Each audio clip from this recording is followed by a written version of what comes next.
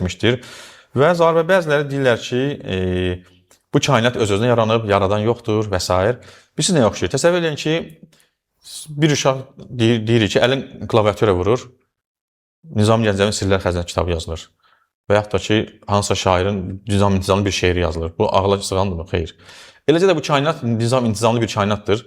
Necə ola bilər ki, öz-özünə yaranan deyirik, bəli, bu həqiqətən kainat elmlə yaranmışdır. Elmsiz bu hərəkət edə bilməz, elmsiz baş verə bilməz. Lakin deyirlər ki, öz-özünə yaranıb. Bir iz varsa, o izi, ləpir varsa, o deməli oradan keçənə işarədir. Əgər bir rəsm varsa, bunun rəssama işarədir. Həmçinin kainat varsa, bunun yaradılan var, o yaradan da əlbəttə ki, uca Allahdır. 8-ci zəhmət olmasa şəklə baxağın 8-də.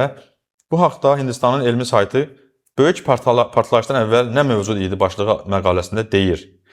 Bu maraqlı bir sitatdır. İndiyədək elmi ictimaiyyət belə bir qənaətə gəlib ki, böyük partlayış tək bir nöqtədən başlayıb. Bu fizikanın, baxın zarı maraqlıdır bu. Çünki bəziləri deyir ki, fizika yaradır və s. Baxın. Sayt deyir ki, bu fizikanın bütün qanunlarının qüvvədən düşdüyü və onun haqqında yalnız ehtimallarla, təxmini təsəvvürlərlə məlumat sahibi olmağın mümkün olduğu bir hadisədir. Deməli, deyirlər ki, fizikadır. Misal H2O, 2 hidrogen, 1 oksigen, su yaranır. Yaxşı. Kainat yaranmamışdan qabaq bunlar heç nə zaman var idi, nə məkan var idi, nə də bu fizika yox idi. Nə hidrogen var idi, nə oksigen, heç nə yox idi. Onu kim yaratdı bəs? Burada da alimlər özləri deyirlər ki, biz hələ onun fizikaya qanuna zidd bir əməldir. Fizika qanunu onu qəbul edə bilmir ki, bir nöqtədən ona nə məcbur edir ki, partladı və belə bir nizam-intizamlı kainat yaratmışdır. Əlbəttə ki, Allah Quran-ı Kərimdə buyurur ki, məgər onlar Allahın məxluqatı əvvəlcə yoxdan necə yaratdığını, sonra da onu qiyamət günü geriyə qaytaracağını bilmirlərmi?